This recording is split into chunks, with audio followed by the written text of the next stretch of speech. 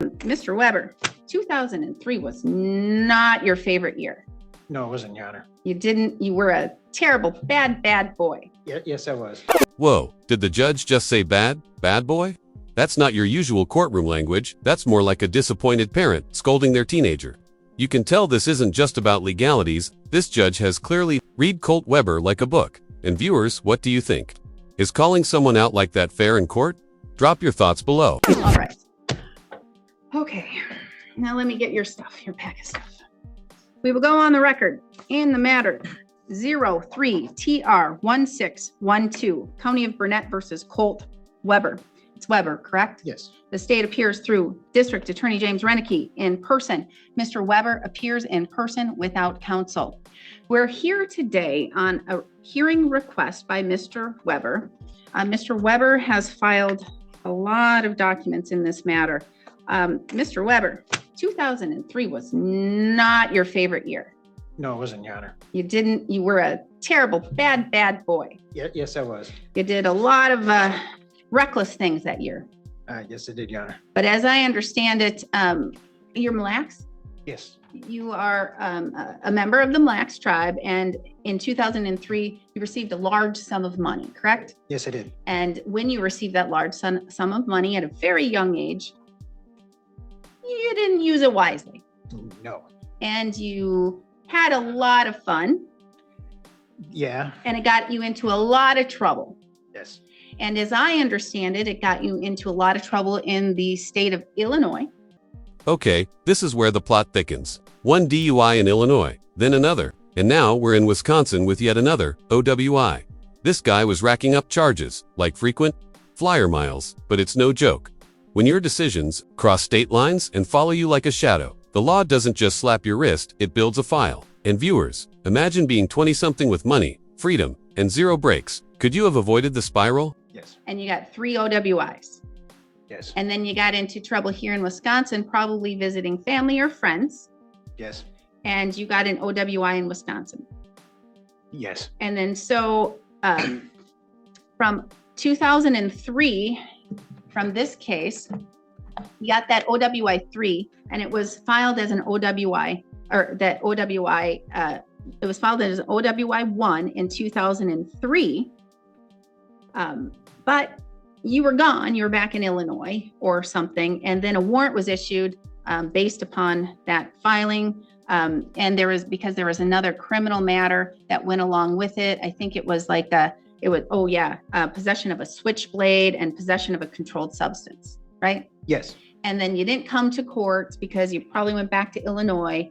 And then so the warrant was issued, and sometime in between, I don't know what for or what you did, but you went to prison, right? Yes, in the state of Arizona. I was going to say it was in Arizona. You did something there. And then, so you went to prison sometime. And then in 2020, while you were in prison, you contacted the court and you said, hey, I want to resolve these things. I want to take care of these things. How can I do that, right? Yes. And you didn't have an attorney at that time. No. And you wanted to make right, and you wanted to accept the responsibility, and you wanted to do what you felt was the right thing, correct? Correct. And let's pause and break this down. He pled guilty without a lawyer, without understanding the full consequences, and without knowing how this would wreck his future ability to get a license. That's not just risky, it's tragic. Here's the legal insight. OWI first offenses often don't require the state to offer a public defender, but that doesn't mean you shouldn't get representation. Knowing the law or having someone who does can mean the difference between moving on and being stuck for decades. You didn't have time to consult an attorney or talk to an attorney or understand the ramifications of what would happen if you pled guilty, correct? That is correct. And so you ended up pleading guilty. Mr. Renicky was here, and he amended those misdemeanors down to ordinances, and you were very grateful with that, and you paid those off right away. And then you pled guilty to that OWI first ticket, right? Yes. But again, then after the fact, you got out of prison, and then you moved from Illinois or Arizona, wherever you were, and you came up here to Danbury to be with family. Yes, Your Honor. And then you've been rebuilding your life, and now you're working at the fire department. as a volunteer fireman, and you're doing all kinds of things to have a stable, secure, and law-abiding life, correct? Correct. And then little did you know, as you were trying to rebuild your life and get your license, that the state of Illinois, much like Wisconsin now, but Wisconsin wouldn't apply to you because it has to be from your OWIs are too old for Wisconsin to apply. But little did you know, Illinois has a 4 and done, right? And so you get 4 OWIs on your record. Doesn't matter where you get them, 4 and done, and you can't get your driver's license, correct? Correct. But you didn't know that when you agreed to plead guilty to our OWI first in Wisconsin, correct? Correct. And so after you found this out, you're willing to do whatever it takes, do what you can. You'd have an ignition interlock device for, you would say, 10 years if you needed to, correct? Correct. Whatever you need to do because you want to get your driver's license back because you're still relatively young and you want to work and you want to build your life and you want to work at the fire department, correct? Correct. And so then you have made your plea to the court and you've made your plea to the district attorney and you're asking, what can we do to be able to see if there's something that can happen so that you can be able to drive, correct? Correct. And because you can't even get your occupational license because Wisconsin says you have to have a valid license in all states to be able to get your occupational, correct? Correct. And you can't get your valid license in Illinois until 2030, correct? Correct. And so you're saying, help, is there anything that we can do, right? Correct. All right. So Mr. Renicky, that is the rundown, the summary of what we're doing here. And I don't know if you've had the opportunity to read all of his documents, but he's essentially asking the court to reopen his OWI. I don't think you're asking necessarily to reopen the misdemeanor case matter, but you're just asking the court to reopen that OWI and to see if there's some other way to work this so that you can essentially be given a second chance. That is correct. All right. So Mr. Renicky. Thank you, Your Honor. First of all, I would point out that for quite some time, most of the states in America have gone to lifetime driver's license records and nationwide records. So there's something of an interplay with the Department of Transportation. They basically view themselves, even though it's a state agency, as quasi-federal because of the federal funding and highway money and things of that nature. We did look into this, and from what we could tell, Wisconsin believes he could get his license reinstated on 12/11 of 2025. So it's not like he... Hold up, just when we think things are looking up, the prosecution drops the hammer. No legal basis to reopen the case. That's the cold reality of law. Sympathy isn't always enough. And for Colt, that plea deal, he thought, was his way out. Might have just been the thing keeping him locked out of normal life. But hey, would you argue he deserves a better bargain after showing he's changed? Let's talk about it in the comments. Can never get it back, but he's roughly a year away from getting it back in Wisconsin. Beyond that, I don't see a legal basis for essentially vacating or dismissing a conviction once it's been entered, especially when it's been multiple years after it's entered. And although I'm sympathetic to his plight now, we were sympathetic to his plight back when the convictions were entered 3 or 4 years ago. And he received the benefit of the bargain then. And now it seems like he wants a little bit better bargain and to vacate things. And there just really isn't a legal Well, I'm basis to granting the vacate motion it. to reopen, so we're going to have a trial. Okay. Well, given the age of the evidence, then if you reopen it, then the case will have to then be dismissed, and that's up to the court, I guess. But I just don't think that there's a legal basis to do it. Well, because he wasn't represented at the time and he didn't understand the law of both Wisconsin and Illinois at the time. And because of that, I think that does provide that basis. That may be so, but with an OWI first, which this was, there isn't a right to an attorney, and many people are unrepresented on OWI first, and I just don't think there's a legal basis to do it. But he had a right to an attorney on the 2003 CM 448, which this would be tied to that OWI first, which he would have a right to a public defender.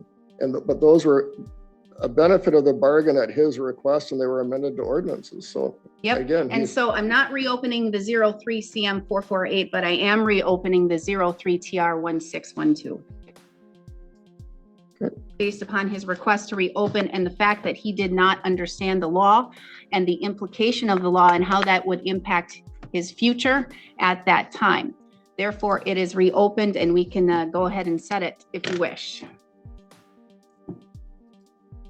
assuming you've just reopened it, and assuming that we would then have to use the evidence that would be approximately 20 years old, the state then moves to dismiss. Court will grant the dismissal. Thank you. Thank you. You're welcome. It's rare that something like this happens, and I'm going to say that the only reason why the court is reopening it is based upon what I see as rehabilitation from you in the Arizona prison. And the fact that you are rehabilitating now when you're released from prison, and the fact that when you entered your pleas back in 2020, was it 2020 or 2021? It was, I believe it was in 2020, that you didn't have an attorney. You had a right to have an attorney because you were charged with misdemeanors, and you did not understand the ramifications of the law and the implications that it would have on you and have on your future, and that it could, as it did in Illinois, impact your ability to have a driver's license, and it was a lifetime revocation. So, but I'm going to warn you right now, Mr. Weber, that if you get another OWI, you will have a lifetime revocation in not only Illinois, but in Wisconsin as well. Wisconsin now has a OWI 4 lifetime revocation. There it is, the miracle moment. The judge reopens the case, the state agrees to dismiss, and Colt Weber walks away with a clean shot at redemption. But this wasn't just luck, it was a rare cocktail of legal technicality, personal growth, and pure grit. And here's your takeaway, folks. Second chances like this are almost unheard of. If the law throws you one, don't just take it, treasure it, earn it, or risk losing everything again. It's very serious. So that means no drinking and driving for certain. What are you doing now with your life? I know what you're doing as a firefighter, but what else? As of right now, I got plenty of work through the tribe. I got plenty of work even up here. I just need a license to be able to get to it. I actually been doing working out. I'm signing up for wildland fireland training so I can get my red card to go travel to California. These are just what I'm doing now. I have a couple of LLCs that I've started while I was in prison, trying to get those to move forward and go on with that. I haven't drank since December 27, 2016. And you're not going to drink anymore, are you? You've learned your lesson. Yeah. The time in prison actually gave me a lot of time to reflect. Hence the reason I everything I didn't like about myself in there, I tried to change. The associates, the business classes, anything I could do to make sure that old life is behind me. And your significant other? Who is this with you? Michelle Hogue, friend, family friend. Good family friend. Well, Mr. Weber, you have been given a gift that not many people get. You have been given a second chance, and it's based upon a technicality. Use it wisely. thank you. Are you still on paper? Until March 3rd, I do believe, through Amber McDowell. All right. So again, use it wisely. I don't want to see you in my courtroom again for any negative reason. Okay? Okay. All right. Thank you. We are adjourned. One question. Yes. Do I contact Illinois and say that this is done, or how do I move forward from here? You contact who? To get my license, do I just go to Wisconsin now, or? Yeah, I think you can get minutes. I don't know how it gets I sent. think it'll take 24 hours to get processed Okay. through the system, but then you can give them a call in Wisconsin. Thank you very All much, Your Honor. right. Thank you. Good luck.